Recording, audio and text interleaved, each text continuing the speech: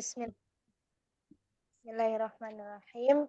Assalamualaikum warahmatullahi wabarakatuh. Waalaikumsalam warahmatullahi wabarakatuh. Innal hamdalillah nahmaduhu wa nastaghfiruh wa na'udzu billahi min syururi anfusina wa min sayyiati a'malina man yahdihillahu fala Kan ini kan proposal nih set tempel mudhiyalah. Asyhadu an kerjaan itu wa asyhadu anna Muhammadar Rasulullah. Alhamdulillahirabbil alamin. Puji syukur kita panjatkan kehadirat Allah Subhanahu wa taala. Karena berkat limpahan rahmat taufik dan hidayah Allah, kita bisa berkumpul kembali kelas kuliah fikih sama Ustazah Enok si MPI ini. Tak lupa sampaikan, kita limpahkan kepada Nabi besar kita Nabi Muhammad Shallallahu Alaihi Wasallam beserta keluarganya, sahabatnya, pengikutnya, hingga umatnya akhir zaman. Semoga kelak kita mendapatkan syafaat dari beliau. Amin. Baiklah, sebelum kita mulai kelas pada pagi hari ini, kita bersama-sama membaca basmalah. Bismillahirrahmanirrahim. Selanjutnya, kita akan mendengarkan tilawah Quran Surat Al-Baqarah ayat 235 yang akan dibacakan oleh Umi Yuyun dengan sari tilawah Eyang Ma. Kepada Umi Yuyun dan Eyang Ma dipersilahkan tafadholi masykur. Jazakil khair. Kapan sebentar ya?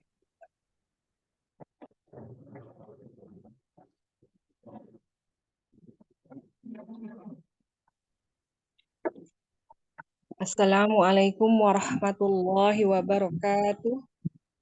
Waalaikumsalam warahmatullahi wabarakatuh. Ustaz Jayuyun apa namanya itu kameranya kayaknya berembun itu. Coba di usap dulu HP-nya. Ini iya bermasalah. Soalnya yang ini yang pakai akun ini. Tapi suaranya jelas kan ya ya? Suaranya jelas, cuman berembun aja. Iya. Emang ini soalnya layarnya agak bermasalah. Oh, ya, gitu baik, afwan.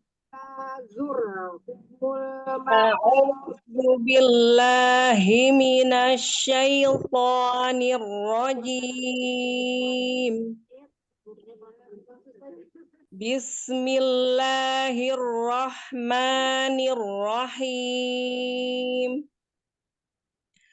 Wala junaha alaikum fima aghadtum bihi min khitabatin nisa'i aw akna min khitabatin nisa'i aw aknantum fi anfusikum alimallahu annakum satazkurunahunna walakin la tuwa'iduhunna sirran illa an taqulu qawlan ma'rufa wala ta'zimu uqdatan nikahi hatta yablughal kitabu ajalah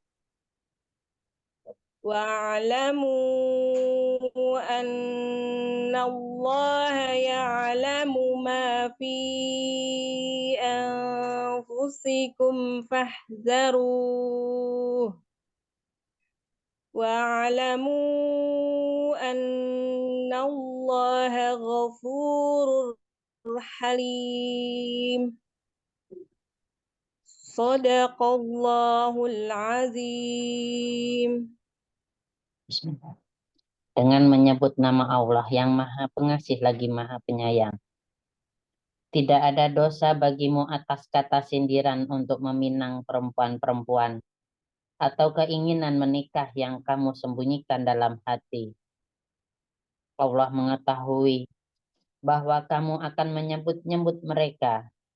Akan tetapi, janganlah kamu berjanji secara diam-diam untuk menikahi mereka, kecuali sekadar mengucapkan kata-kata yang patut atau sindiran.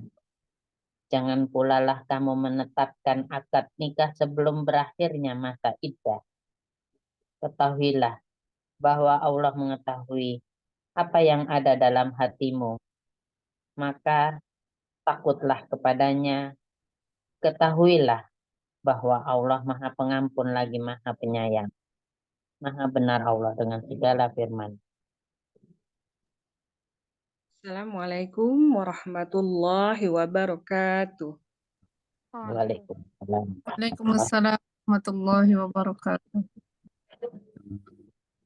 Masya Allah, alhamdulillah, jazakumullahu khairan katsiran kepada Umi Yuyun dan Eyang Ma. Mudah-mudahan apa yang sudah dibacakan membawa keberkahan bagi pembacanya dan buat kita yang mendengarkannya. Amin, amin, ya Rabbal Alamin. Baik, selanjutnya kita masuk ke acara inti kita hari ini, yaitu penyampaian materi Fikih Munakahat bab 6 mengenai tentang khitbah yang akan disampaikan oleh para petugas hari ini. Namun sebelum itu akan ada penyampaian dulu dari ustazah kita, yaitu Ustazah Enok Mutia LC-MPDI. Kepada Ustazah Enok Mutia, kami persilahkan tafadholi mashkur. Saya kira nggak ada yang harus saya sampaikan. Kita langsung saja kajian.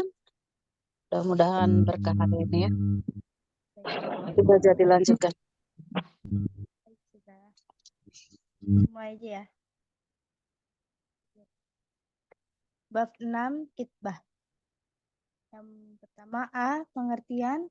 Makna khitbah atau meminang adalah meminta seorang wanita untuk dinikahi dengan cara yang dikenal di tengah masyarakat.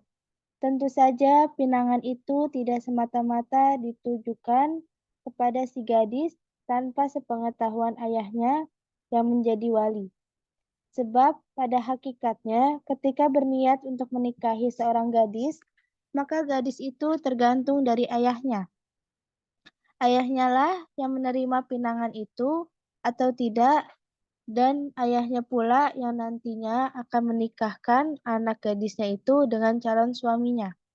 Sedangkan ajakan menikah yang dilakukan oleh seorang pemuda kepada seorang pemudi yang menjadi kekasihnya tanpa sepengetahuan ayah si gadis tidaklah disebut dengan pinangan.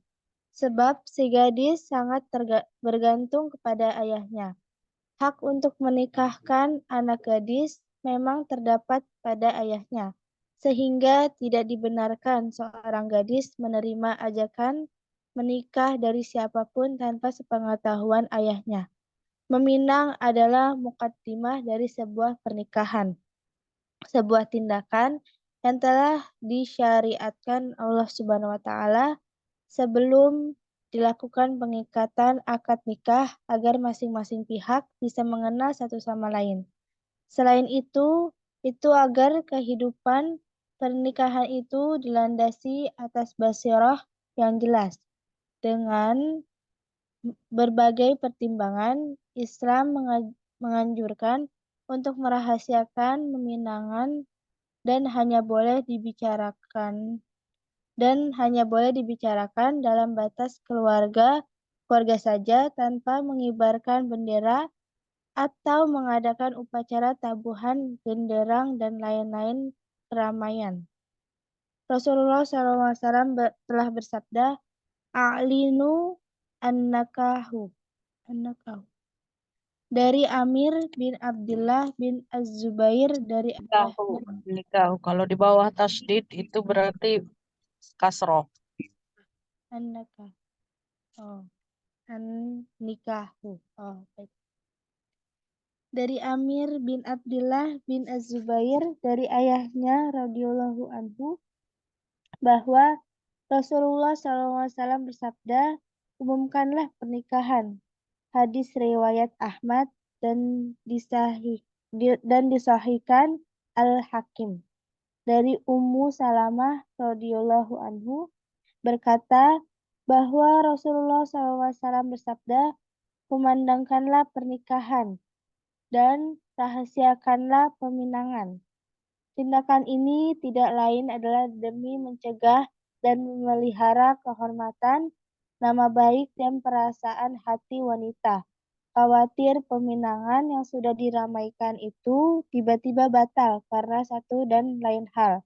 Apapun alasannya, hal seperti itu pastilah sangat menyakitkan dan sekaligus merugikan nama baik seorang wanita.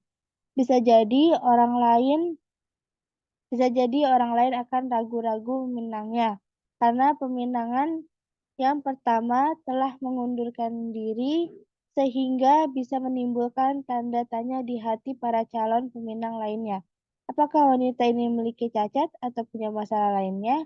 Sebaliknya, bila peminangan ini dirahasiakan atau tidak diramaikan terlebih dahulu, kalaupun sampai terjadi pembatalan, maka cukup keluarga terdekatlah yang mengetahuinya, dan nama baik keluarga tidaklah menjadi taruhannya. Baik, selanjutnya. Ana ya. B. Khitbah yang diperbolehkan. Untuk bisa dilakukan khitbah atau peminangan, maka paling tidak harus terpenuhi 2 syarat utama.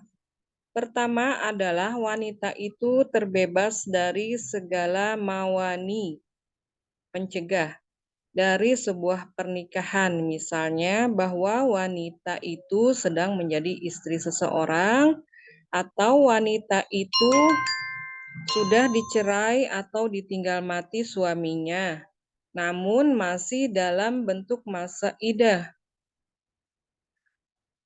Selain itu juga wanita itu tidak boleh termasuk dalam daftar orang-orang yang masih menjadi mahram bagi seorang laki-laki.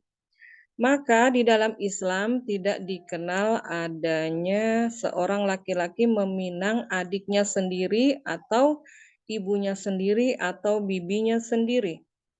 Kedua adalah bahwa wanita itu tidak sedang dipinang oleh orang lain hingga jelas apakah pinangan orang lain itu diterima atau ditolak. Sedangkan bila pinangan orang lain itu belum lagi diterima atau justru sudah diterima, maka wanita itu boleh dipinang oleh orang lain.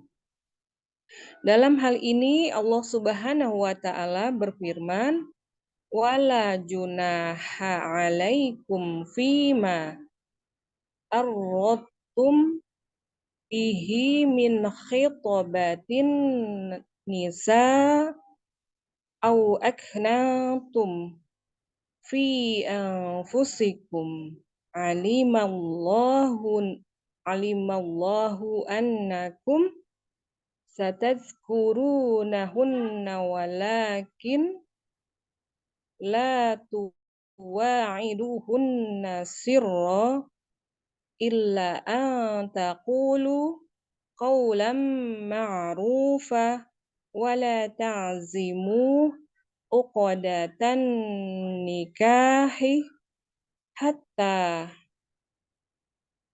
yablugha al-kitabu ajalahu wa'lamu annallaha ya'lamu ma fi anfusikum fahzaruhu wa'lamu annallaha ghafurun halim.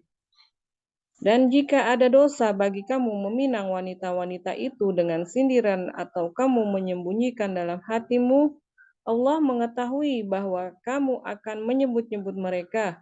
Dalam pada itu janganlah kamu mengadakan janji kawin dengan mereka secara rahasia, kecuali sekedar mengucapkan perkataan yang ma'ruf, dan janganlah kamu berazam untuk berakad nikah sebelum habis iddahnya. Dan ketahuilah bahwasanya Allah mengetahui apa yang ada dalam hatimu. Maka takutlah kepadanya dan ketahuilah bahwa Allah Maha Pengampun lagi Maha Penyantun. Quran Surat Al-Baqarah ayat 235. C. Khitbah yang diharamkan. Seorang muslim tidak halal mengajukan pinangan kepada seorang perempuan yang ditalak atau yang ditinggal mati oleh suaminya selama masih dalam iddah. Karena perempuan yang masih dalam iddah itu dianggap masih sebagai mahram bagi suaminya yang pertama.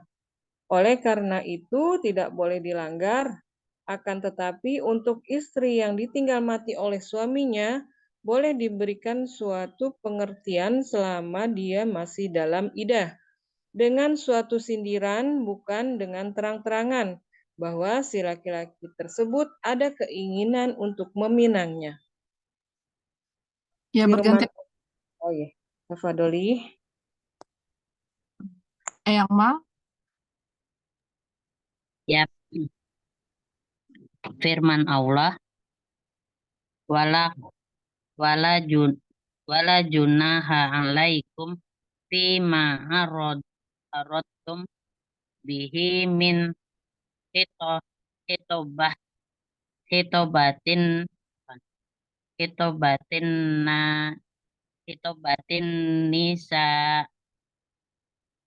tidak berdosa atas kamu tentang apa-apa yang kamu sindirkan untuk meminang perempuan. Al-Baqarah 235. Dan diharamkan juga seorang muslim meminang pinangan saudaranya karena ternyata sudah mencapai tingkat persetujuan dengan pihak yang lain. Sebab laki-laki yang meminang pertama itu telah memperoleh suatu hak dan hak ini harus dipelihara dan dilindungi. Demi memelihara persahabatan dan pergaulan sesama manusia, serta menjauhkan muslim dari sikap-sikap yang dapat merusak identitas. Sebab meminang pinangan saudaranya itu serupa dengan perampasan dan permusuhan. Tetapi jika laki-laki yang meminang pertama itu sudah memalingkan pandangannya kepada si perempuan tersebut atau memberikan izin kepada laki-laki yang kedua, maka waktu itu laki-laki kedua tersebut tidak berdosa untuk meminangnya, karena sesuai dengan sabda Rasulullah Shallallahu Alaihi Wasallam yang mengatakan sebagai berikut: seorang mukmin saudaranya bagi mukmin yang lain. Oleh karena itu tidak halal dia membeli pembelian kawannya dan tidak pula halal meminang pinangan kawannya. Hadis riwayat Muslim. Dan sabdanya pula, apaan kecil nih, layuh tub ba'dukum ala hitbahi ahyihi hatta yatruka al-khatib al-khatibu qablahu au ya'zanau au ya au ya'zanalahul au ya'zanalahul khatibu mutfaqun alaih. Dari Ibnu Umar radhiyallahu an bahwa Rasulullah Shallallahu Alaihi Wasallam bersabda, janganlah seorang laki-laki meminang pinangan saudaranya sehingga peminang pertama itu meninggalkan atau membatalkan atau mengizinkannya. Hadis riwayat Bukhari. Ini masih poin D. Mau dilanjut atau berganti?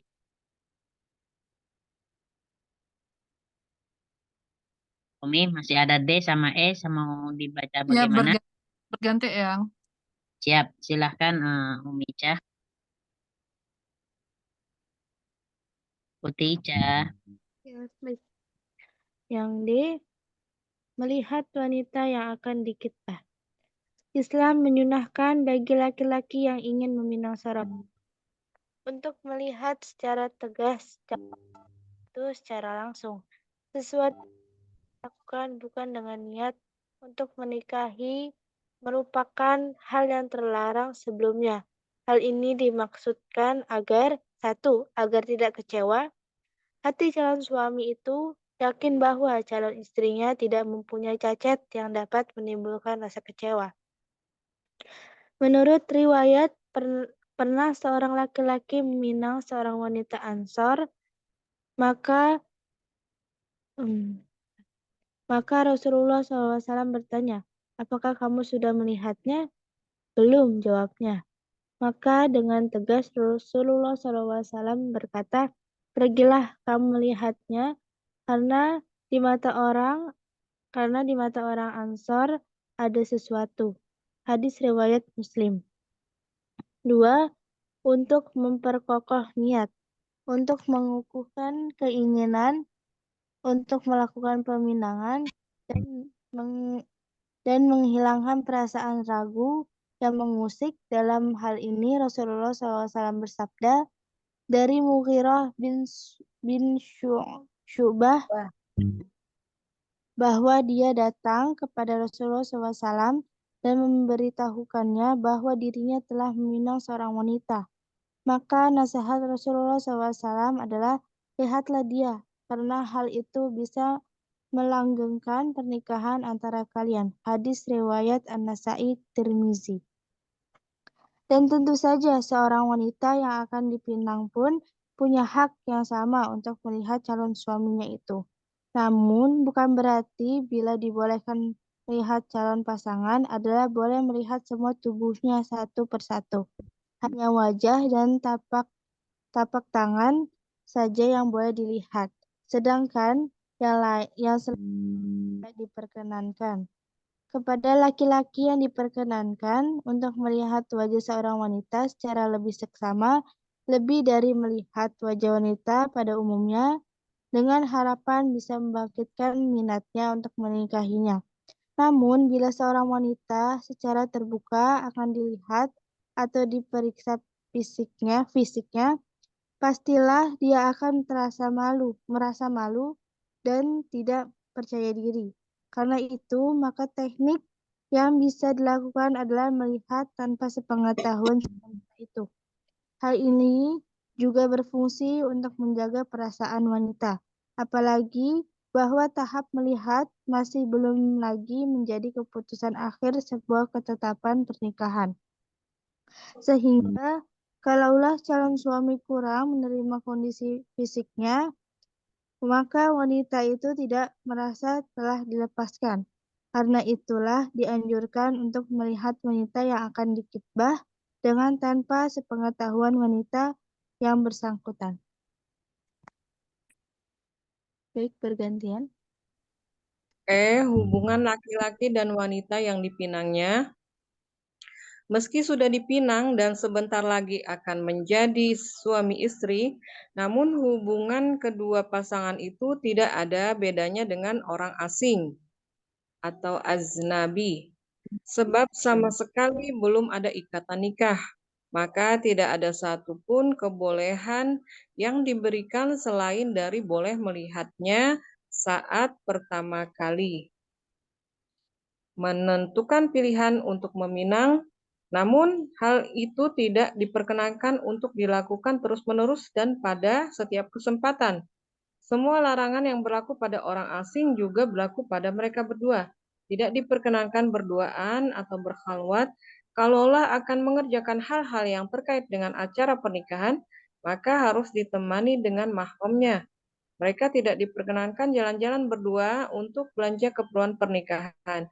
Juga dilarang diskusi untuk berdua untuk merencanakan ke depan. Juga tidak diperkenankan untuk selalu berkomunikasi yang mengarah kepada bentuk-bentuk khalwat. Meski semata-mata dengan telepon, SMS, atau chatting di internet. Sebab biar bagaimanapun mereka belum lagi menjadi suami istri. Kalau semua itu akan dirasa perlu dilakukan, keberadaan mahram sebagai orang ketiga mutlak diwajibkan. Sudah sampai situ kah? Ya, sudah. Nah, ya. Alhamdulillah. Baik, Masya Allah. Alhamdulillah. Para petugas hari ini sudah membacakan bab 6 mengenai tentang khitbah. Baik, tafadholi kita kembalikan kepada Ustazah Enoch Mutia. Pada Ustazah Enoch Mutia dipersilahkan, tafadholi masykurah. Cepet banget ya ternyata ya pembahasan tentang khitbah. Iya, Eh, 5 atau 6 halaman ya, Ustazah? iya. Jadi kalau khitbah kalau bahasa kita lamaran ya, tunangan, tunangan. Jadi kalau belum ditunang itu belum dipinang, belum dilamar, belum disetujui, belum ada persetujuan, ya masih ibarat kata janur kuning belum melengkung. karena karena kalau sudah dipinang itu tidak boleh dipinang orang lain. Memang kecuali dibatalkan ya, memang boleh dibatalkan. Pinangan bukan pernikahan, tapi tandanya bahwa orang kalau sudah khitbah itu sudah serius gitu. Tapi tidak menutup kemungkinan dia akan batal nikah. Karena ketika sudah dipinang, setidaknya orang itu eh, bukan bebas berhubungan, tetapi mungkin ada keterbukaan antara kedua belah pihak. Ya kayak mohon maaf ya, kemarin tuh seperti kasusnya Ayu Ting Ting ya, itu sudah dilamar, sudah pinangan dan akan menuju pernikahan, tetapi ternyata di tengah jalan kebukalah, maksudnya mungkin aib-aibnya atau hal-hal yang tidak satu prinsip, maka saat itu boleh batal. Nah, sementara kalau pacaran itu ya sebenarnya nggak ada hukumnya dalam Islam, sesuatu yang haram dilakukan, mengikat diri dengan sesuatu yang tidak ada dalam syariat, gitu.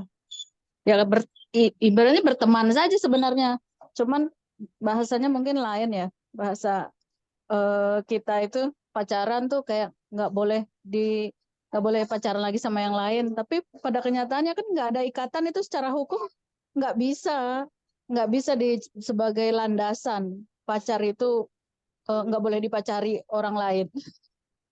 Jadi kalau masih pacaran 1, 2, 3 ya boleh-boleh saja gitu. Cuman orang nggak paham ya. Iya, tapi Seolah disangka iya, oh, Ustazah. oh. Kalau pacaran tuh oh, oh, apalagi yang agak posesif, wah bisa ngamuk Masya Allah. gitu. Nah, jadi tadi juga ada kalau sudah khitbah boleh boleh melihat hal-hal yang apa namanya yang agak dalam gitu. Meskipun ya tidak semuanya. Ya itulah intinya kalau khitbah. Silakan kalau ada yang mau didiskusikan. Ada rentan waktunya nggak, Ustazah, dari khitbah sampai menikah harus berapa lama gitu, atau nggak apa-apa gitu, nggak terlalu jaraknya, maksudnya dari khitbah itu kan kayak acara tersendiri dengan nikah ya, Ustazah. Jadi lamaran dulu gitu kan, baru menentukan hari H. Nah, dari hari H, dari khitbah sampai menikahnya, ada nggak ketentuannya, Ustazah? Harus berapa lamanya gitu? Atau sesuai kesiapan keduanya aja? Memang tidak ada setelah khitbah itu, tapi kebanyakan kalau dalam syariat itu yang Rasulullah ajarkan ya, ketika mau menikah hanya dibilang sudah lihat belum. Nah, itu tandanya kan dia sudah khitbah duluan. Dan itu tidak ada waktunya, cuman lebih cepat lebih baik gitu. Karena kalau terlalu lama nanti berubah pikiran lagi. Iya. Ya. Apalagi kalau menganggap bahwa apa namanya khitbah itu boleh melakukan hal-hal yang tabu gitu, bahaya. Ya. Nah, kemarin tuh ada kasus juga kan, setelah batal pinangan, maka hadiah-hadiah itu dikembalikan. Nah, itu Apa? gimana Ustazah? Nggak apa ya sebenarnya Ustazah? Itu apa ya, seserahan, seserahan Bawa-bawa berupa hadiah kan ya, hadiah ya. aja. Iya, sebenarnya namanya hadiah itu tidak ada hukumnya, maksudnya tidak terikat dengan hukum harus dikembalikan ketika tidak jadi. Hadiah itu justru hal yang bebas, dia diberikan ya sudah menjadi milik yang dikasih. menjadi milik si yang penerima hadiah gitu. Dan malah nggak boleh dikembalikan sebenarnya. Tapi mungkin karena saking banyaknya ya, rugi kali. Tapi kalau misalnya mahar itu kan, kalau dikembalikan, kalau sudah dalam ikatan, ya harus tandanya dia hulu. Tapi kalau mahar kemudian diberikan terlebih dahulu, tetapi belum akad, misalnya saat lamaran ini maharnya pegang dulu lah gitu kan. Nah itu harus dikembalikan karena mahar itu terkait dengan akad. Tapi kalau hadiah itu seharusnya tidak dikembalikan. Gitu. Iya, kan udah hadiah ya Ustazah. Iya Maksudnya hadiah. stigmanya kan biasanya ya diberikan aja gitu ya. Insya Allah. Iya betul Ustazah. Afwan Ustazah, mungkin juga bisa Malah jadi ada. karena banyak dan karena sakit hati juga Ustazah mungkin. Iya, justru sakit hati. Gimana ya? Ya itu resiko gitu. Oh. Ya betul. Masya Allah. Kalau barang sesuatu yang sudah dikasih nggak boleh diambil lagi ya nggak Ustazah. Harus ikhlas ya. Oh, bahasa Sunda mabruk siku cenah. Balik lepah. Insya Allah. Mungkin karena banyak ya Ustazah. Mungkin Iya, banyak memang. Nggak mungkin kan. Jaran. Sayang lah dia. Ntar kalau pacar banyak, suami satu nggak apa-apa kan? Ini dipakai lampu selada atasnya. Pokoknya pakai motor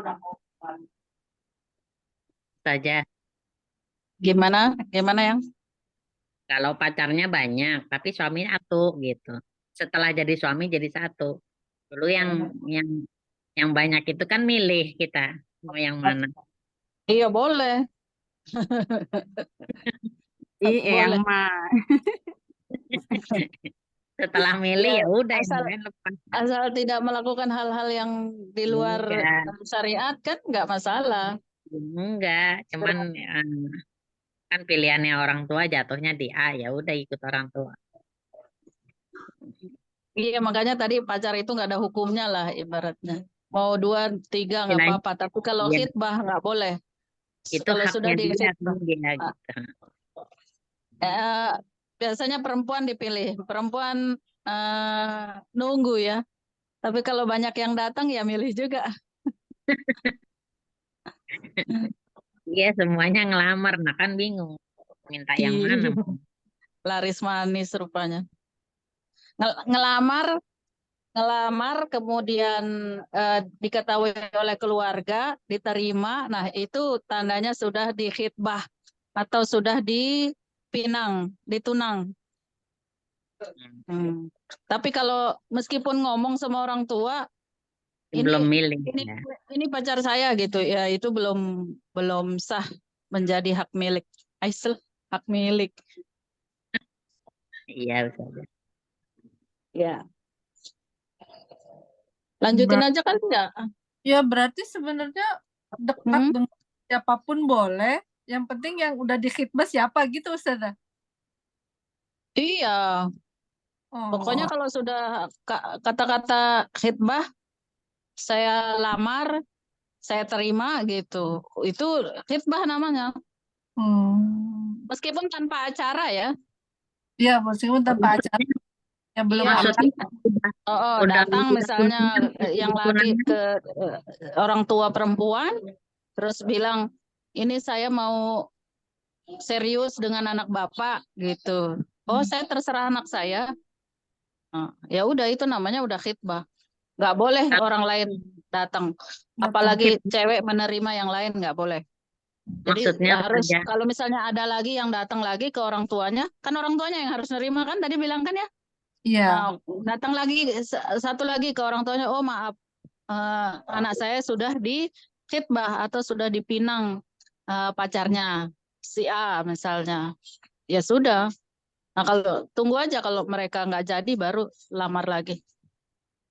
Oh, pokoknya sampai ya udah ada kepastian bahwa tidak jadi gitu ya, baru khitbah yang lain. Baru boleh lamar lagi.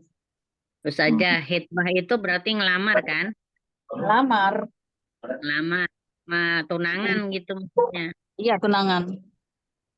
Ngelamar. Saya sudah tunangan sama orang. Belum tapi menikah kan? belum, tapi nikahnya dengan orang lain. Udah tunangan. Iya itu batal namanya, batal tunangannya. Tunangannya sama orang lain, nikahnya sama lain lagi. Oh tunangan sama yang lain ini. Ayo ting nih. Iya, maksudnya udah putus tapi udah tadi udah dilamar, udah diterima, udah tunangan, udah mau nikah, nggak jadi. Iya. Terus ada khitbah lagi dari yang lain, ya nikahnya sama. Iya, intinya kalau sudah dilamar, orang lain nggak boleh lamar. Tapi kan kalau misalnya ngomong-ngomong antara si mempelai perempuan kan dengan laki-laki lain, terus dia mungkin lebih cocok sama ini, lebih cenderung, maka dia harus batalkan dulu sama yang satu. Ya. Batalkan dulu sama yang tunangan pertama. Mau dibawa jauh, sayanya nggak mau, terus putus. Oh iya. Mau diajak ke Papua, nggak mau. Kalau jadi orang Papua kan ketemu sama Wiwin tuh. Akhirnya nggak jadi. Iya. Siap. Gimana nih, dilanjut atau bacanya? Lanjut Boleh. aja baca. Bab ke-7. Oke. Bab 7 sebentar. Lanjut bacanya. Yes, mau bergantian Ustazah? Main dong, gantian. Ya, Tafadol. Yang Nani bisa itu sambil bacakan yang bab ke-7 rukun nikah. Rukun nikah. Kenapa? Baca rukun nikah. Minta teksnya aja ntar yang baca. Oh, ada di itu yang. Gimana? Gimana Mbak Nia? Tinda bab 7 Ukti. Sebentar ya. Sambil nunggu Tinda ya. Ya. Yang lain ada yang bisa sambil bantu? Apa Umi Afwan? Ininya di-share. Nah, sekalian Ukti baca dulu boleh. Nanti bergantian dengan yang Endro. Oh, nah, baik. Tadi 90 berapa ya? 9. Sekarang 103. Oh, baik. Dilanjutkan ke bab 7 berarti, Us. Baik. Bismillahirrahmanirrahim. 7 rukun nikah. Pengertian rukun dan syaratnya. Pengertian rukun. Rukun dalam bahasa Arab bermakna sudut pada ruangan, tiang, penyangga, dan penegak bangunan. Dan kadang secara bahasa, rukun juga bermakna al-janibul. Astagfirullah, aku baca lagi. Al-janibu. Ini apa ya, astagfirullah. Aku baca sama. Al-janibul aqwa. Al-janibul aqwa wal amrul azim. Sisi yang lebih kuat dan perkara yang utama. Sedangkan secara istilah, rukun sering didefinisikan sebagai mala wujuda lizalika syai'ila illa bih. Apa yang membuat sesuatu tidak akan ada kecuali dengannya. Maksudnya bahwa yang disebut sebagai rukun itu adalah pokok dari sesuatu, di mana sesuatu itu menjadi tidak ada apabila rukunnya tidak terdapat.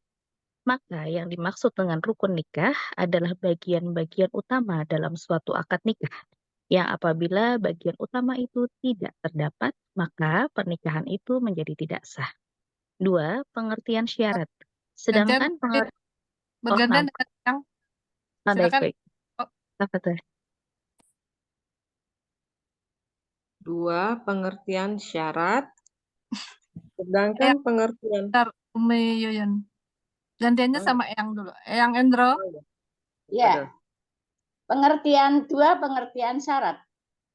Sedangkan pengertian syarat dalam suatu pekerjaan sebagaimana didefinisikan oleh Ibnu As-Subaki adalah ma yalzamu min adamihil adamu wala yalzamu min wujudihi wujudu wala adam. Segala hal yang mengakibatkan sesuatu menjadi tiada karena ketiadaannya. Dan sebaliknya, meski syarat itu ada, belum tentu sesuatu itu menjadi terwujud atau tidak terwujud secara zatnya. Mungkin agak sulit definisi ini, tetapi mudahnya begini. Menutup aurat itu syarat sah sholat. Maka bila seseorang tidak menutup, ya mana ini tadi?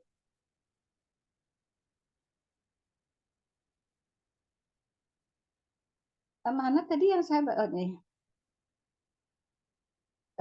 Segala hal yang mengakibatkan sesuatu menjadi tiada karena ketiadaannya. Dan sebaliknya, meski syarat itu ada, belum tentu sesuatu menjadi terwujud dan tidak terwujud secara zatnya. Mungkin agak sulit definisi ini, tetapi mudahnya begini. Menutup aurat itu syarat sah sholat. Maka bila seseorang tidak menutup aurat, otomatis tidak sah salatnya. Tetapi bila seorang sudah menutup aurat, tidak lantas otomatis sholat itu sudah terlaksana. Terlaksana atau belum tergantung apakah sholat itu sudah dikerjakan atau belum. Bukan tergantung dari apakah seseorang sudah menutup aurat atau belum. Ibnu Al-Hajib mendefinisikan syarat sebagai mastalzama nafyuhu nafya amrin ala ghairi jihatis sabibai. Segala hal yang ketiadaannya mengharuskan sesuatu menjadi tidak ada, namun bukan karena hubungan sebab akibat. Definisi Ibnu Al-Hajib ini setali 3 uang dengan definisi di atas. Hanya disampaikan dengan redaksi yang berbeda. Kalau kita masukkan ke dalam contoh di atas, maka tidak menutup aurat membuat sholat itu tidak ada, alias tidak sah. Tetapi dikatakan bukan hubungan sebab akibat. Maksudnya, meski tanpa menutup aurat, sholat menjadi tidak sah. Tetapi kalau ditutup bukan berarti sholat lantas menjadi sudah terlaksana. 3. Perbedaan rukun dan syarat. Sesungguhnya antara rukun dan syarat punya hubungan yang erat, yaitu bahwa keberadaan masing-masing sama-sama sangat menentukan sah atau tidak sahnya suatu amal. Suatu ibadah tidak akan sah bila salah satu dari sekian banyak rukunnya tidak terpenuhi. Demikian juga bila kurang salah satu di antara syarat-syaratnya juga tidak sah. Tetapi antara rukun dan syarat juga punya perbedaan yang prinsipil, meski sangat tipis. Sehingga karena saking tipisnya itulah, maka para ulama seringkali berbeda pendapat tentang apakah suatu amal termasuk ke dalam daftar rukun atau termasuk ke dalam daftar syarat.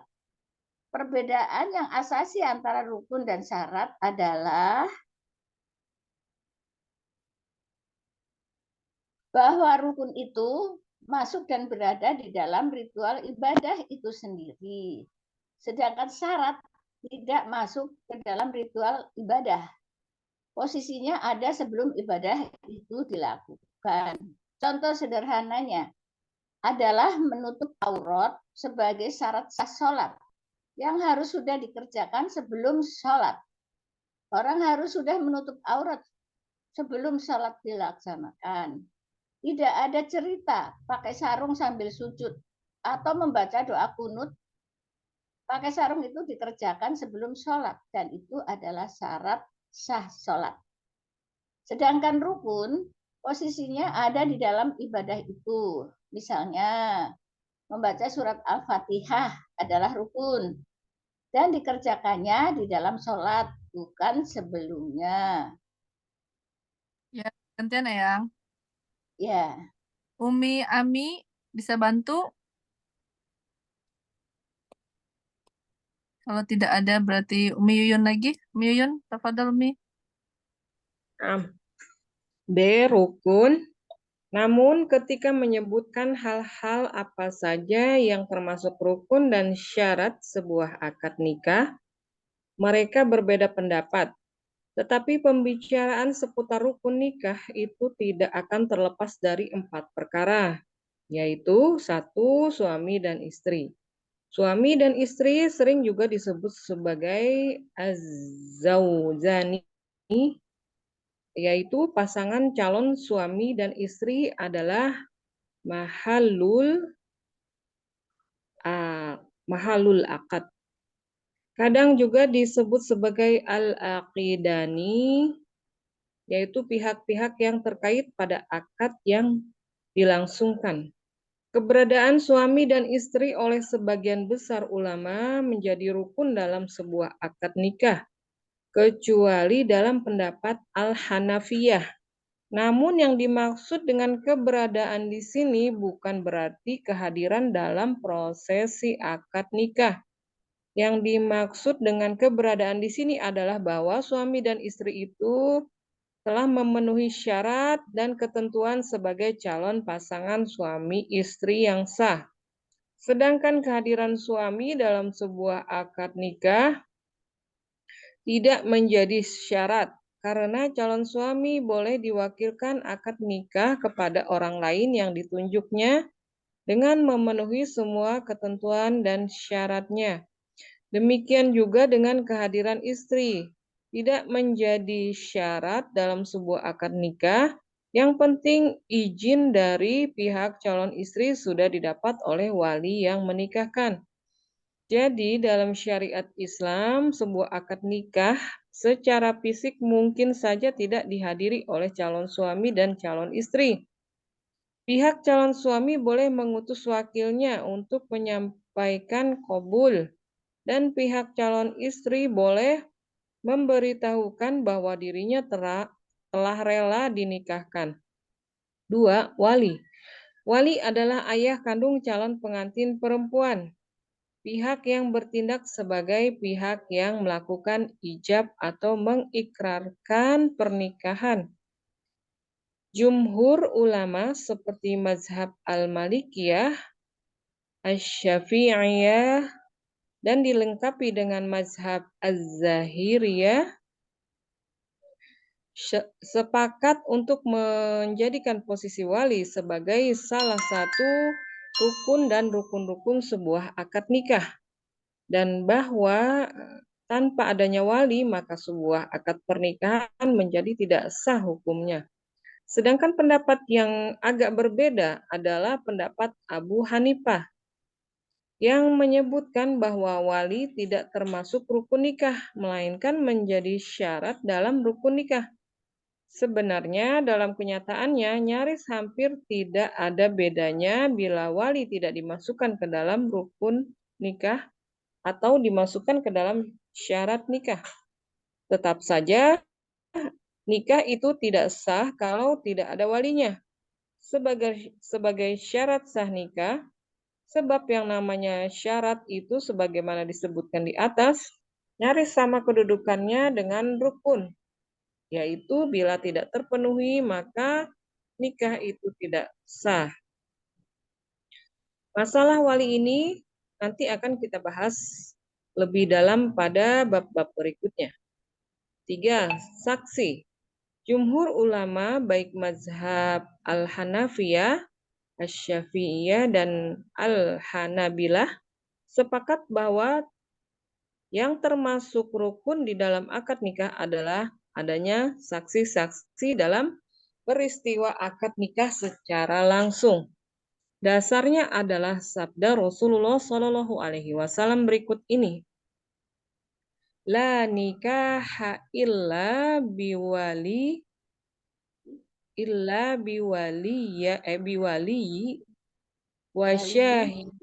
biwaliyin wa syahidai adlin. Tidak sah sebuah pernikahan tanpa wali dan 2 orang saksi yang adil. Hadis riwayat Ad-Daruqutni dan Al-Baihaqi. Sedangkan dalam mazhab Al-Malikiyah, adanya persaksian atau hadirnya saksi di dalam sebuah akad nikah hukumnya mustahab atau disukai. Namun kehadiran para saksi itu bukan termasuk rukun atau syarat dari sebuah pernikahan. Yang menarik, mazhab Al-Malikiyah ini membedakan kedudukan saksi pada saat akad nikah dengan dukhul. Dukhul maksudnya adalah melakukan hubungan suami istri secara sah setelah keduanya diikat dengan akad nikah. Untuk halalnya dukhul, menurut mazhab Al-Malikiyah, tetap harus ada isyhad yang menjadi syarat sahnya. Kalau nikah itu hanya akad saja tanpa dukhul, tidak perlu ada saksi, tapi kalau kedua pasangan itu mau melakukan hubungan seksual, maka harus ada saksi yang hadir demi sahnya akad nikah itu. Ketentuan ini agak sulit dibayangkan di masa sekarang atau dalam posisi pernikahan yang normal. Barangkali ketentuan ini lebih mudah dijelaskan ketika ada pasangan yang hanya melaksanakan akad nikah saja, lalu mereka tidak tinggal serumah. Seperti ketika Rasulullah Shallallahu Alaihi Wasallam menikahi Aisyah radhiyallahu an, beliau dinikahi oleh Rasulullah Shallallahu Alaihi Wasallam ketika masih berusia belia, yaitu menurut salah satu riwayat masih berusia 6 tahun. Dan barulah beliau hidup mendampingi Rasulullah Shallallahu Alaihi Wasallam sejak berumur 9 tahun. Ketika mulai hidup serumah dengan beliau, Nabi Shallallahu Alaihi Wasallam saat itulah disebut dengan dukhul. 4. Ijab kabul. Ijab dan kabul adalah 2 kata dalam bahasa Arab yang merupakan pasangan untuk membentuk sebuah akad nikah. Rukun suami istri, wali, saksi, ijab kabul. Kalau dilihat dalam tabel di atas, kita menentukan ada hal-hal yang tidak dimasukkan ke dalam rukun sebuah pernikahan. Bukan berarti otomatis hal itu tidak dipakai, tetapi boleh jadi fuqaha mazhab itu memasukkannya sebagai syarat, tentunya harus tetap terpenuhi. Namun posisinya bukan sebagai rukun. Nah, kolas ya? Olas. Ya, Alhamdulillah. Udah habis? Sudah habis begini saja, Ustazah. Alhamdulillah. Olas. Iya. Baik. Alhamdulillah kita juga sudah para petugas, para umahat yang sudah membacakan bab 7 juga yang mengenai tentang rukun nikah ya. Baik, kita kembalikan lagi ke Ustazah Enok Mutia. Pada Ustazah Enok Mutia, silakan. Tafadhali masykurah. Iya. Syarat dan rukun ya. Kalau kita dulu pernah belajar di awal belajar usul fikih ya. Kalau syarat itu sesuatu yang bisa menyempurnakan satu ibadah, tapi posisinya di luar ibadah itu sendiri. Seperti sholat tadi diterangkan bahwa wudhu itu adalah syarat sah. Tapi kalau rukun itu sesuatu yang menyempurnakan ibadah, tetapi dia bagian dari ibadah. Seperti baca Fatihah, berarti di dalam sholat. Nah, itu namanya rukun sholat. Nah, kalau wudhu, bersih badan, suci ya dari hadas, kemudian menghadap kiblat, itu adalah syarat sah sholat. Nah, sekarang kalau menikah, sebentar saya macet.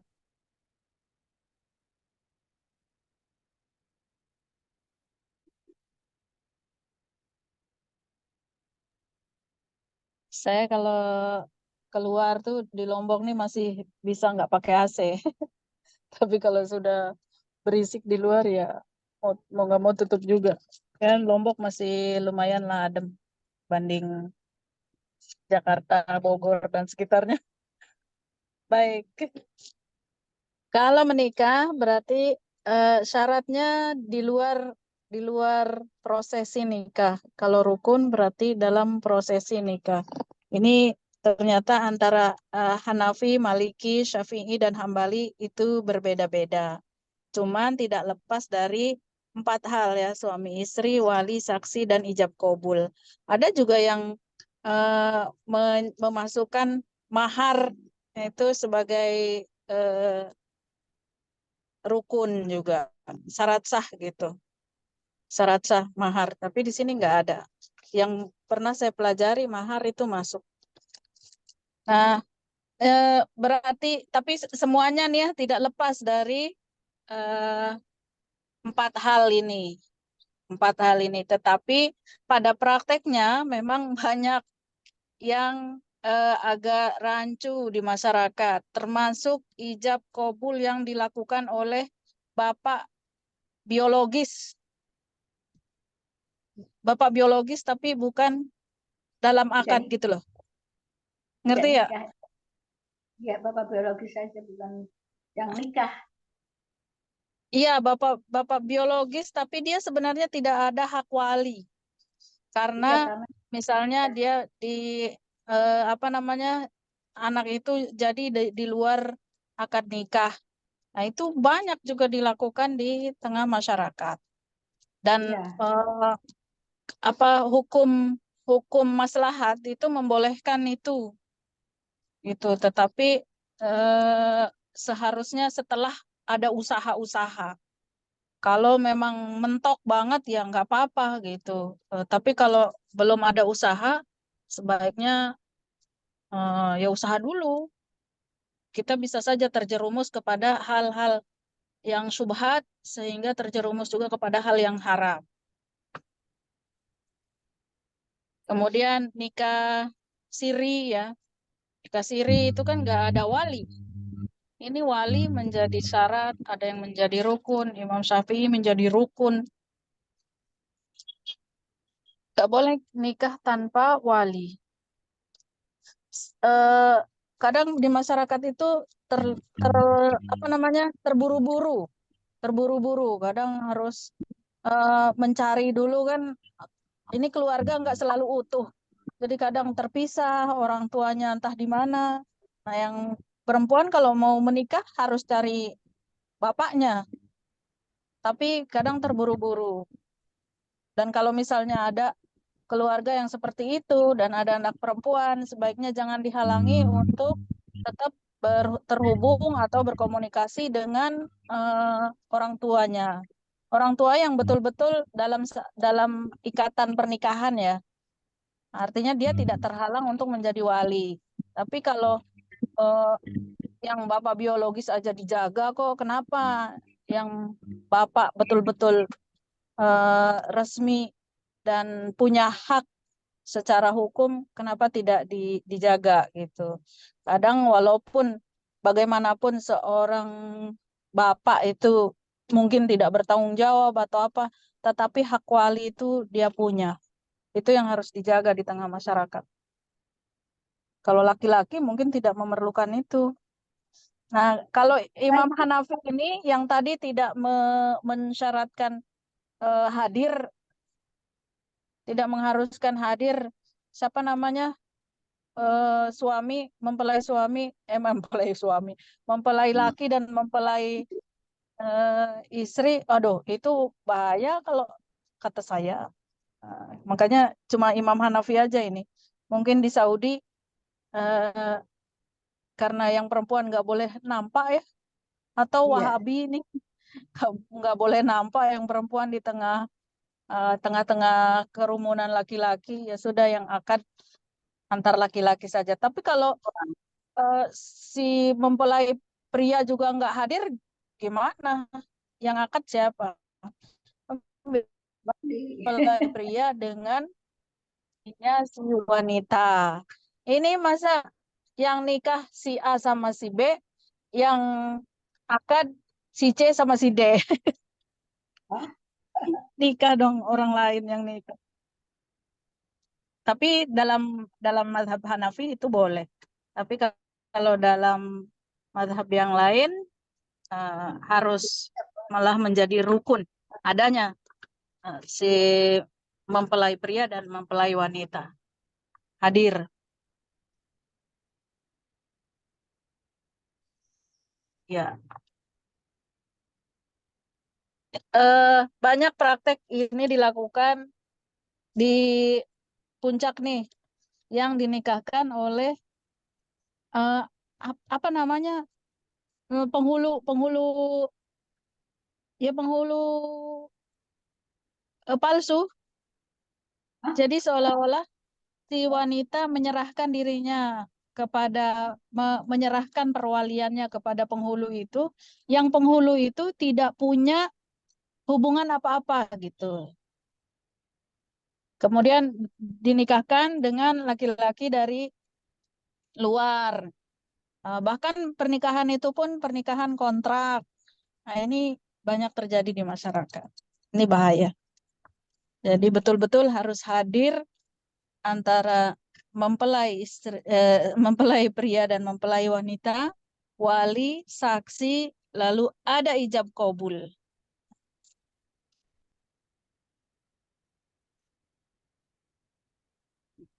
Ya, sampai situ ya, sampai ijab kabul. Ya, sudah. Silakan berdiskusi. Ada yang kasus-kasus yang bisa kita clearkan. Mau Kita nanya, bahas.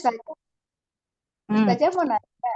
Itu kan Iya, kok. ada katanya gini, nikah siri, tapi itu harus ada saksinya, itu kan justru bisa ya Ustazah. Nikah siri tapi ada walinya, ada saksi itu. Iya, kalau nikah siri hanya tidak tercatat di KUA nggak apa-apa. Jadi walinya ada gitu ya. Kemudian saksi dari perempuan, saksi dari laki ada. Kemudian ijab kabul, kemudian mahar juga ada. Selesai kalau itu, nggak apa-apa. Hanya belum dicatatkan saja di kantor urusan agama. Dan nanti terkait dengan hak-hak suami istri secara hukum.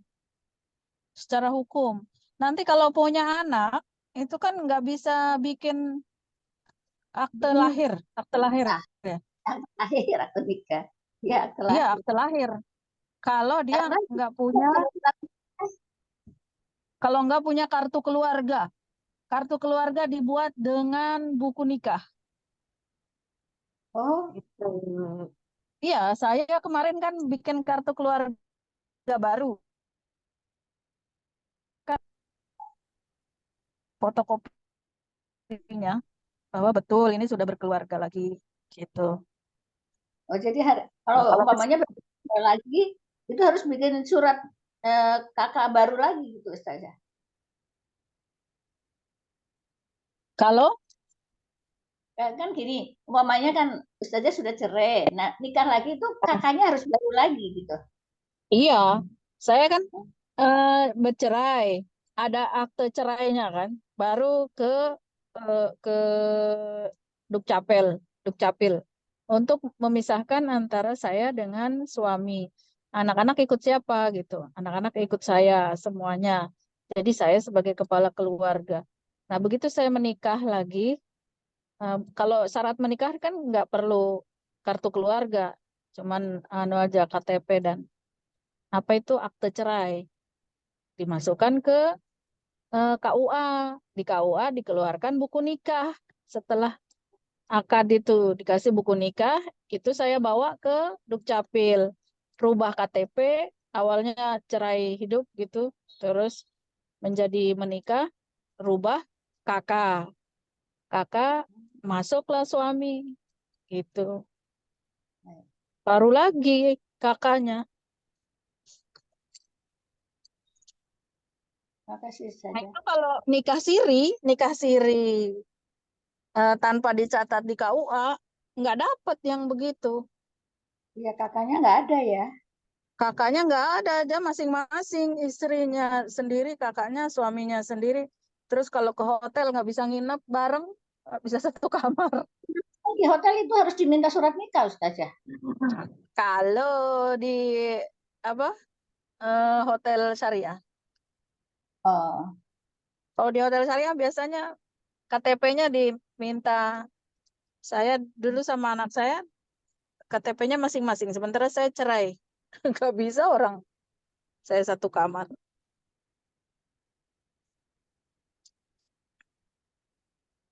Itu. Tapi kalau secara hukum agama, ya nikah siri yang lengkap dengan ada suami istri, ada wali, ada saksi. Maksudnya betul-betul wali sejati. ya. Ijab kabul, ya sah. Miring. Sah nikahnya. Sah rumah tangganya. Hanya saja tidak punya catatan sipil, catatan KUA. Iya. Dan termasuk hak waris. Kalau misalnya dia tidak punya kakak gitu ya. Padahal anak bareng kan, hasil bareng ibu bapak. Cuman mereka nikahnya siri. Misalnya selama 5 tahun belum mencatatkan ke KUA, belum lapor, belum isbat nikah namanya. Meninggal misalnya bapaknya nih asetnya banyak, tapi dia ini istri kedua misalnya. Maka anaknya nggak dapat warisan. Sayang kan? Termasuk ya istrinya juga nggak dapat. Seharusnya dia dapat itu. Kalau ada anak 1/8. 1/8. Kok 1/8? Iya ya. Untuk istri 1/8. Kalau nggak punya anak 1/4. Kok kebalik? Kebalik. 1/8 kalau nggak ada anak kali.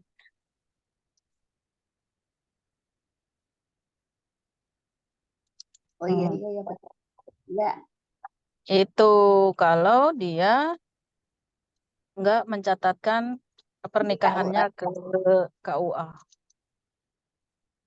Kalau umpamanya Ustazah dia nikah tapi hanya mereka berdua sama ininya aja apa yang nikahin, berarti itu nggak sah ya Ustazah? Nggak sah. Kan ada wali Jadi, tadi kan?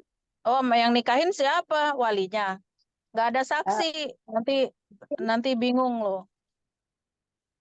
Nanti di masyarakat menjadi fitnah. Makanya dibilang tidak sah.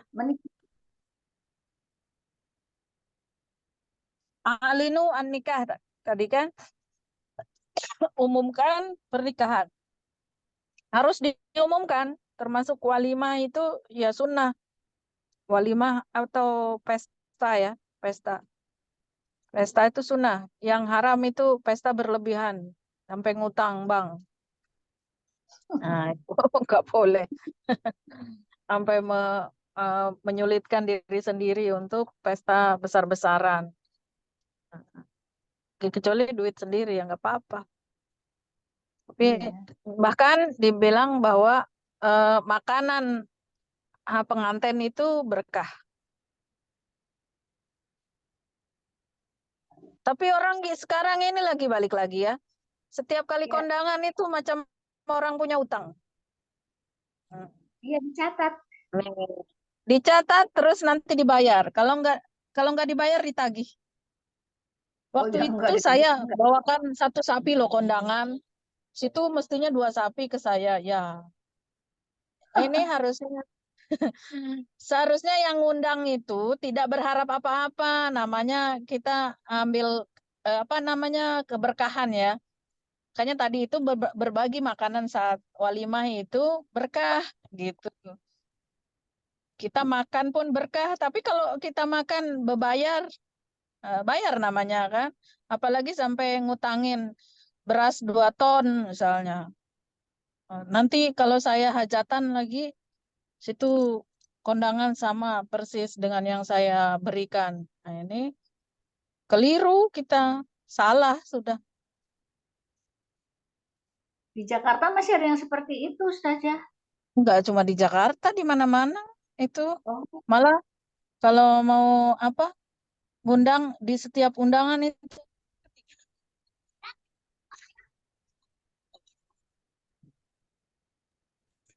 dan nomor rekening supaya apa kalau hadir ya minimal transfer. Oh, Ustazah, ada kalau misalnya di adat tertentu gitu ya. Jadi perempuan itu dibeli. Jadi maharnya itu dinilai dari berapa besar biaya orang tua membiayai dia, tergantung pendidikannya misalnya gitu. Nah, itu yang harus ditebus oleh laki-laki. Itu kalaupun misalnya sanggup, hukumnya seperti apa gitu. Terus kalaupun misalnya tidak sanggup, itu orang tua berdosa apa enggak? Ya tradisi ya. Iya, Masing-masing macam daerah kan Iya, beda ya. iya, itu ada namanya macam uang susu katanya, uang susu, uang ASI. Baru dengar. Ya Ustazah, iya. itu Jadi kayak di membesarkan sini dari bayi sampai ada besar dari di adat, ya tidak saya tersebut. sebut adat ya, tempat tinggal saya seperti ini yang memang asli adatnya seperti itu. Jadi dia pakai sistem larian gitu. Ada juga. Jadi mempelai laki-laki menyerahkan sejumlah uang gitu kan, yang memang nanti kalau dinilai itu memang memenuhi syarat biaya si perempuan dari kecil sampai dia pendidikan gitu, ya dia nggak dicari dan akhirnya terjadi pernikahan. Tapi kalau misalnya itu memang tidak sesuai, akhirnya dicari ketemu ya batal. Iya, saya pernah dengar itu. Di Lombok juga begitu. Di Di Lombok di Medan begitu, Pak Uzaza. yang Medan juga begitu. yang perempuan dicuri dulu, setelah itu dikasih tahu ke pihak perempuan, si pihak laki-laki diminta uang sekian gitu. Mereka tawar menawar dulu dengan orang tuanya, bahkan kadang ada orang tuanya yang legowo lah berapa mau dibawakan gitu kan. Tapi ya adat apa namanya masyarakat dia dari kadus, dari keluarga itu kadang gitu. Terus yang dokter, yang perempuan dokter misalnya, dokter dia lebih mahal bawaannya permintaannya daripada yang biasa-biasa lulusan SD. Ya sesuai kemampuan. Kalau misalnya nggak mampu dipulangkan lah yang perempuan. Tapi orang malu kalau memulangkan yang anak cewek udah dilarikan gitu kan. Harus dia nikahi. Biasanya lama nunggu sampai sebulan, kadang ada yang nunggu. Mereka tawar-menawar. Masing-masing bertahan dengan apa namanya prinsipnya. Nah, secara hukum fikih ya. Fikih itu namanya urf. Al-adah muhakkamah. Adat yang berlaku di situ menjadi hukum di situ. Gitu. Nggak ada masalah. tergantung kemampuan masing-masing. Nah, banyak juga yang nggak mampu menikah seperti itu, yang nggak nikah-nikah. Iya, kasusnya pernah, ya kenyataannya memang orang dekat saya sendiri gitu kan, ketika menyukai seorang perempuan gitu kan, S1, sementara yang laki-laki SMA, jadi disyaratkan 100 juta. Dia minta waktu untuk mencukupi gitu kan, akhirnya selama 3 tahun tuh baru cukup uangnya, tapi selama 3 tahun itu ternyata si perempuan kuliah lagi gitu kan, dan akhirnya dia jadi S2, akhirnya minta 200, naik yang nggak terpenuhi juga. Bisa gitu ya. Iya. Iya. Ya, Dan, ya, dan yang itu perempuan memang juga terjadi. nggak mau mempertahankan pacarnya ini kan? Nah, itu sih bukan jodoh namanya. Sebenarnya kalau dia ya dia setia menunggu dan memang berniat, ketika memang laki-laki sudah menyerah, ternyata perempuannya masih mendekat karena memang dia bilang itu memang ada tradisi, nggak ada apa boleh buat gitu kan, tidak ada daya gitu, seperti itu. Iya, ya itu. Jadi secara fikih dia boleh. Yang perempuan itu seperti itu dan adatnya gitu ya. Adat itu berlaku gitu. Nah, sekarang silahkan saja kalau mampu lakukan, nggak mampu ya tinggalkan.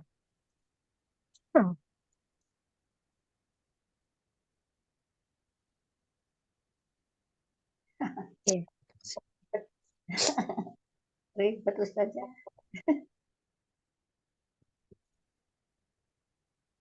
Ya, ada lagi?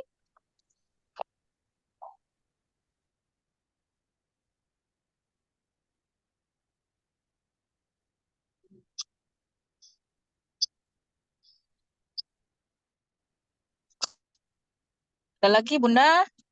Halo? Udah Ustazah, Mbak cukup. Vita mana Mbak Vita? Saya ini di Mataram, Mbak Vita. Mbak Vita kayak lagi izin deh tadi, Ustazah.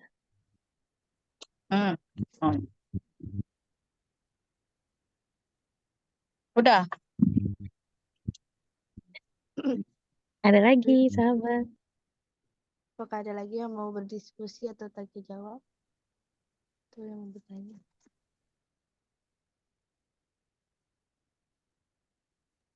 Ustazah, Ustazah kali untuk yang mengenai khitbah, Ustazah. Jadi kalau misalnya ada orang lamaran tapi dia baru nikahnya 3 tahun kemudian gitu, boleh Ustazah? Lamar 3 tahun dia tunangan?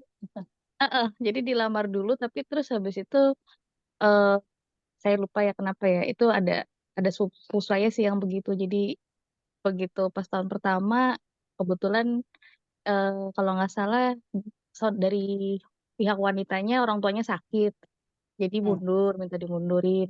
Terus kemudian yang kedua kakak sepupu saya disuruh dapat kerja keluar kota, jadi nggak bisa lagi kayak gitu. Jadi baru tahun ketiganya baru itu. Kalau itu sebetulnya boleh nggak sih Ustazah? Ya nggak masalah. Nggak masalah dia 3 tahun menunggu itu setelah tunangan. Nggak masalah. Nggak masalah berarti. Iya, yang penting tidak melakukan hal-hal yang tidak syar'i. Aja. Ya hanya memegang komitmen lah, megang komitmen antara si laki-laki dan perempuan untuk sama-sama saling menjaga, saling serius untuk ke jenjang pernikahan. Adapun lamanya itu nggak ada masalah. Oh baik, Ustazah. Ya saya kira khairan Ustazah. Ustazah, Afwan mau nanya. Gimana? Kan tadi ada Ustazah sempat bilang kalau misalnya apalagi kalau pernikahan dengan hasil hutang seperti itu. Nah, terus Ustazah dan ini juga nyambung juga tadi sama pertanyaan Umi Yuyun ya yang tadi yang memaksakan kalau misalnya ada kenalan saya kan ada orang Medan seperti itu kan, itu ada apa sih namanya kalau perempuan mau dinikahin tuh pasti segini gitu dipatok sama keluarganya. Terus kenalan saya tuh yang laki-laki akhirnya menyanggupi padahal aslinya dia tidak sanggup gitu, dan dia karena menyanggupi itu akhirnya punya Tapi itu juga mereka itu berdua sudah kesepakatan gitu, Mi, si pembelai cewek dan cowoknya.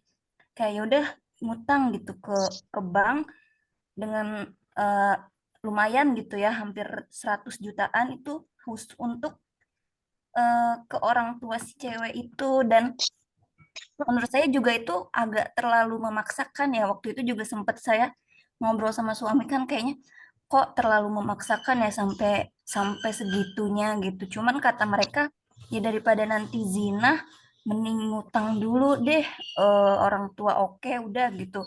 Tapi ya itu untuk hal yang seperti itu berarti pernikahannya seperti apa ya Umi? Soalnya itu kan orang yang kita kenal gitu ya, dan eh, kami juga maksudnya saya dan suami juga tahu dekat gitu dengan dua orang itu gitu. Ya. Dan pas pernikahannya juga ya sampai ada dangdutan terus nyewa nyewa apa artis apa gitu ya, padahal kita tahu gitu apa saya kemampuan dari mereka tuh tidak seperti itu gitu. Dan akhirnya ya ujung-ujungnya ya kehidupan setelah menikahnya itu agak miris maaf sebelumnya gitu. Nah itu seperti itu kayak gimana ya Ustazah? Ya, kalau hukum nikahnya itu sah, secara fikih dia sah, apalagi kalau memenuhi yang tadi itu. Makanya kan bebawaan ya, seserahan. Seserahan itu kan tidak masuk syarat maupun rukun. Pembayaran atau besarnya mahar itu tidak masuk syarat dan rukun. Mahar itu memang wajib, tetapi bahkan tuntunan Rasulullah itu kan yang perempuan yang paling berkah untuk dinikahi adalah yang paling sedikit maharnya, yang tidak memberatkan, itu paling sedikit maharnya. Dan paling sedikit mahar itu seberapa?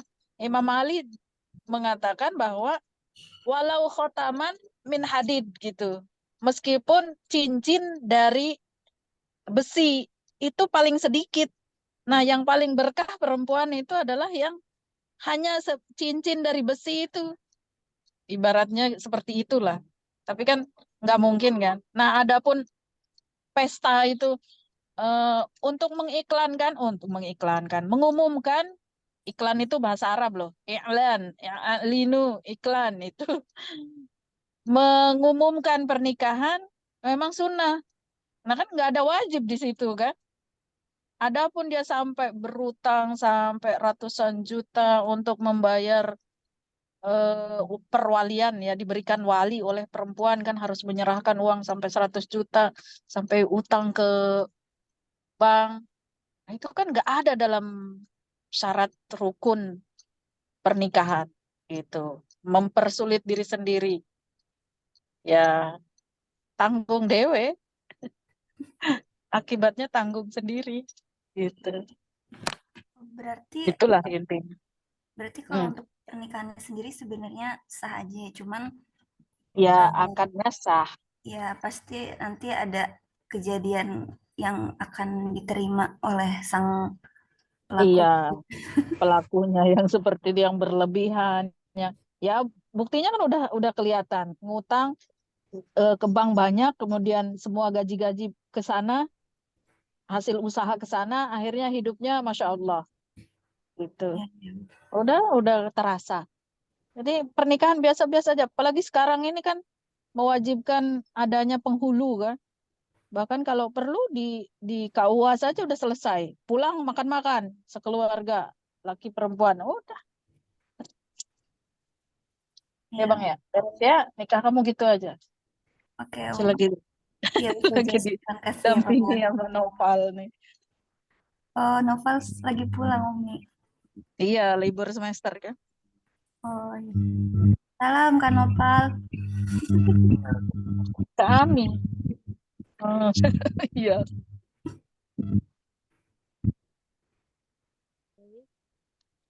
Ya Umi, syukran. Ya. Deica mana Deica? Deica kan belum menikah nih. Akan menuju. Seru nih. Udah pengalamannya ngajinya banyak. Nanti dia begitu dilamar, dia kasih pengajian suaminya, calon suaminya. Masya Allah. Apakah ada yang mau bertanya lagi atau diskusi lagi? Sudah. Ustazah mau tanya Ustazah. Kalau orang tua yang perempuannya tidak setuju tapi tetap menikah dengan walinya tetap orang tua yang laki-laki, tetap sah ya Ustazah? Orang tua yang laki atau orang tua perempuan? Yang perempuannya sebenarnya tidak setuju gitu. Tidak setuju, tapi memberikan perwalian kan? Karena mereka nggak mungkin menikah. Tapi karena bercerai, jadi kan si papahnya udah punya istri lagi, si mamahnya tapi masih sendiri. Nah sebenarnya hubungan anaknya ini nggak disetujui gitu Ustazah. Tapi sama orang tua yang sama mamahnya, sama yang perempuan, mamah yang perempuan, mamahnya. Nah tapi disetujui sama papahnya, tapi kan memang karena sudah bercerai ya Ustazah. Iya. Tapi papa tetap jadi wali nikahnya, akhirnya tetap menikah gitu Ustazah. Pernikahannya tetap Ustazah. Bapaknya nggak jadi wali? Jadi walinya. Jadi wali, sah sih. Tetap sah ya? Sih nikah. Iya. Bahkan ada juga yang bapaknya nggak setuju, tapi karena anaknya, aku nggak minta persetujuan papa misalnya, cukup nikahkan aku saja. Ya sah ketika dia menikahkan anaknya. Kadang lama tuh nggak mau nerima menantu lakinya itu kan. Begitu datang cucu, akhirnya baik. Tapi ini masalahnya udah punya cucu juga tetap nggak setuju itu mamanya. Tapi akhirnya nikah juga sih Ustazah. Ya kalau nikah sah nikahnya. Nggak dosa kan dianya ya Ustazah ya ke mamanya atau jadi gimana ya? Enggak. Ya? Enggak ya. Enggak ada. Cuman kan jadi hubungannya kayak gitu ya. Mamahnya jadi marah ya. Ya Iya, mudah-mudahan tuh mamahnya nggak ngedoain yang enggak. Betul, karena nggak setuju sama calon anaknya itu kan gitu. Pengennya mamanya lebih dari dia sebenarnya. Cuma nggak bisa kan. Cinta kan tidak bisa dipaksakan Ustazah. Gubrak. Bisa aja mungkin ya. Ketewe. Ya kan, Utinda, kalau dipaksakan gimana? Akan berjalan setelah menikah ya? Mungkin cinta itu. Kan kalau zaman dulu dijodohin, cintanya setelah nikah bukan? Ada Masya Allah. Saya juga dijodohin diri sendiri. Masya Allah. Iya, saya menikah yang kedua ini nggak ada cinta, maksudnya apa ya? Nggak ada yang membuat bergetar, Islah. Cinta itu kan perasaan yang menggebu-gebu. Tapi mawadah itu perasaan yang menggebu-gebu. Tapi kalau rahmah itu apa ya? Kasih sayang gitu, kepentingan. Itu yang ada itu kasih sayang, kepentingan. Nggak ada yang cinta menggebu-gebu, yang selalu ingin dilus-elus, selalu ingin dikabari, selalu ingin dekat-dekat gitu. Menggebu-gebunya udah hilang saja. Menggebu-gebunya udah hilang. Iya. Makanya menjodohkan diri sendiri. Udahlah aku sama ini aja kayaknya udah tua, kayaknya lebih dewasa kayak gitu jadinya.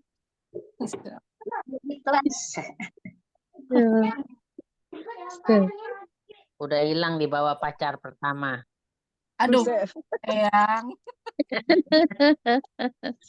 yang tunangan nggak jadi itu. Iya, akhirnya nggak pacaran, cuma 3 bulan nikah. Oh, yang sekarang ini, yang sekarang. Alhamdulillah, tapi sudah hampir 35 tahun, 36 tahun. 35 tahun, Masya Allah. Luar biasa. Ya cintanya setelah nikah benar, pacarannya setelah nikah. Katanya lebih sweet kalau pacaran setelah menikah ya. Sweet. Sweet. Nah, dulu mah masing-masing saja. Jadi punya kamar sendiri, ini sendiri gitu. Enggak mau nyampur. Berapa tahun kayak gitu? Ya setelah anak kedua baru bisa nyampur. Oh, ini udah punya anak kedua. Gimana sih? Udah 5-6 tahun baru bisa terima. Tapi nggak terima, tapi punya anak ya Ustazah. Enggak, ya tetap aja kewajiban istri kan ada. Biasa.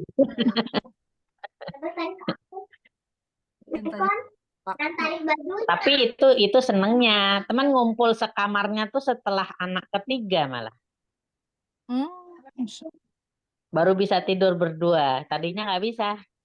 Tuh, aneh gitu. Kalau tidur sama orang lain. Lah bisa terjadi tidur. 2 anak itu tidur bareng-bareng. Jadi 2 anak itu kalau kan kewajiban. Udah masing-masing bisa lagi. Tidur rame-rame ya. Saja yang. Benar. Dan anak pertama sama yang terakhir itu terpaut 14 tahun. Oh, jauh.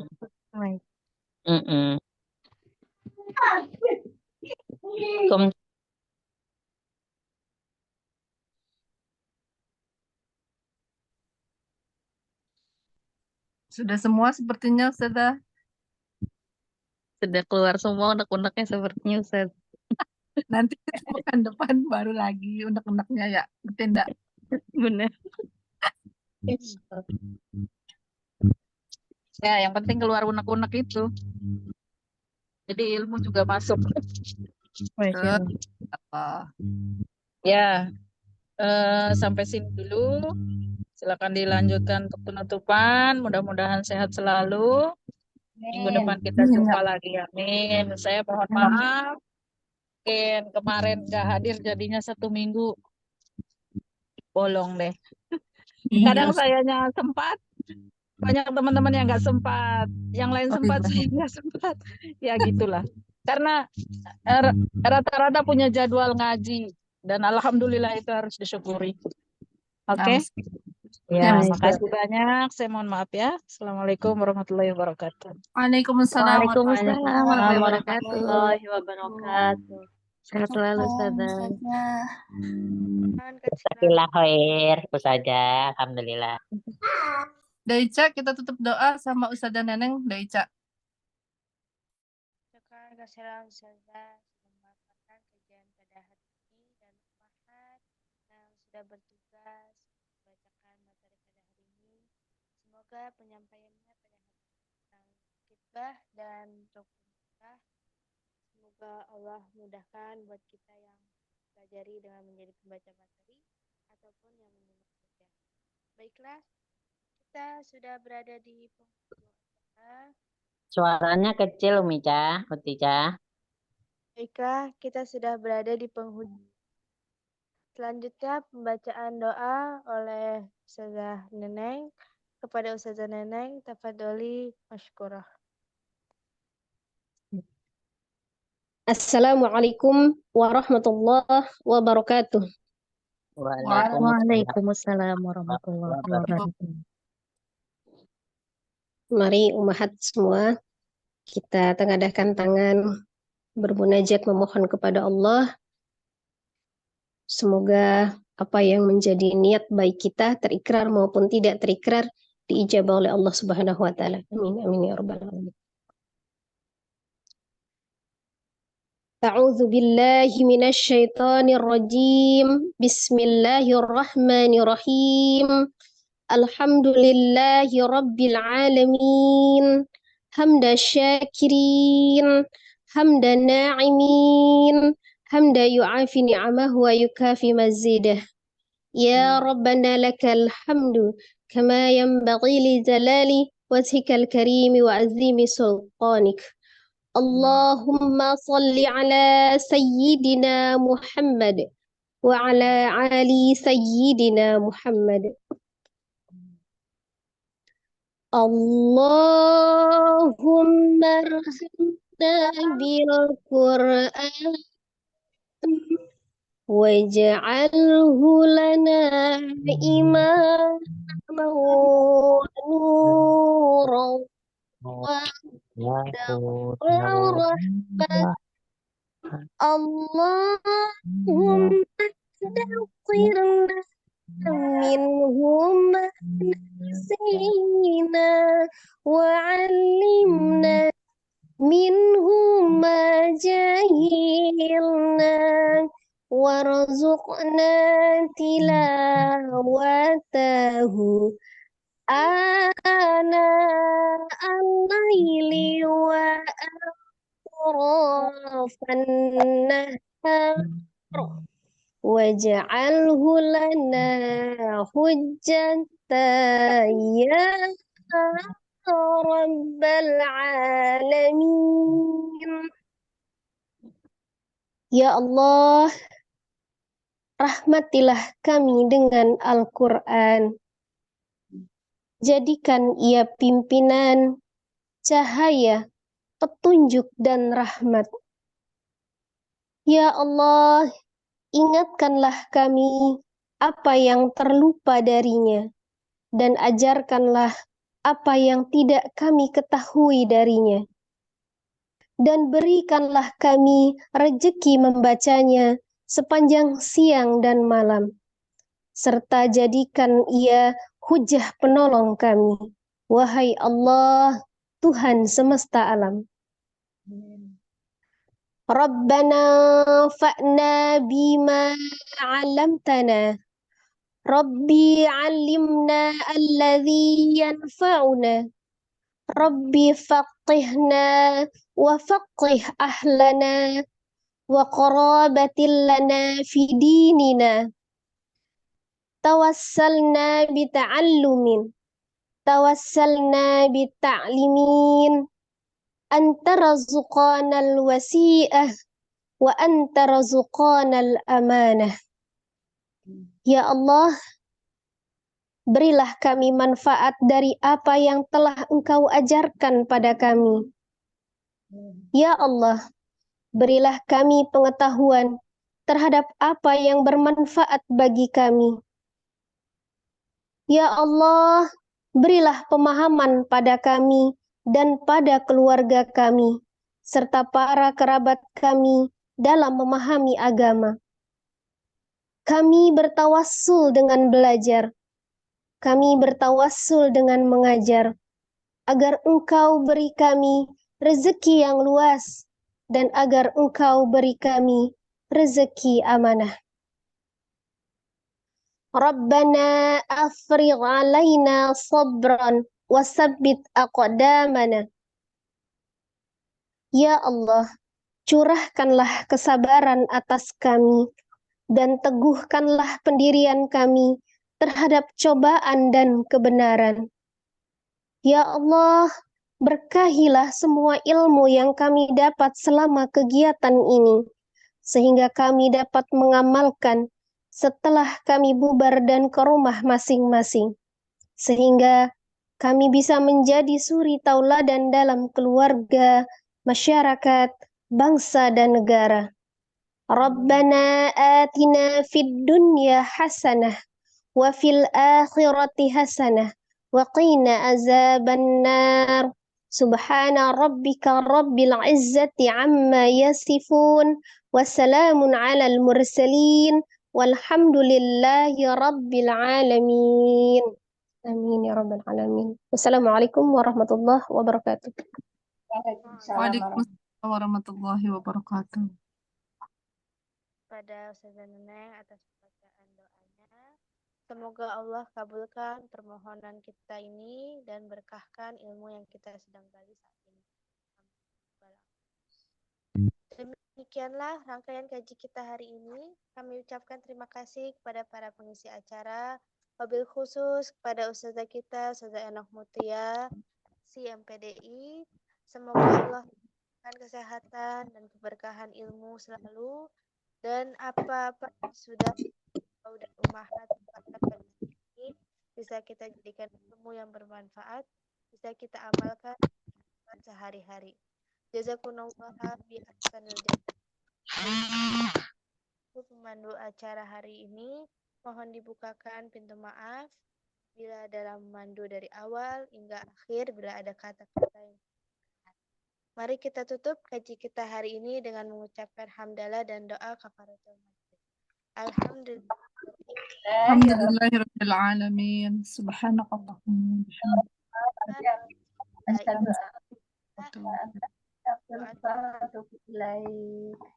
Taufik wal hidayah wal afu wa afu. Wassalamualaikum warahmatullahi wabarakatuh. Waalaikumsalam warahmatullahi wabarakatuh. Jazakallah. Jazakallah khairan kasiran. Jazakallah khairan. Ustazah, Ukhti, Sarah. Wah, insyaallah.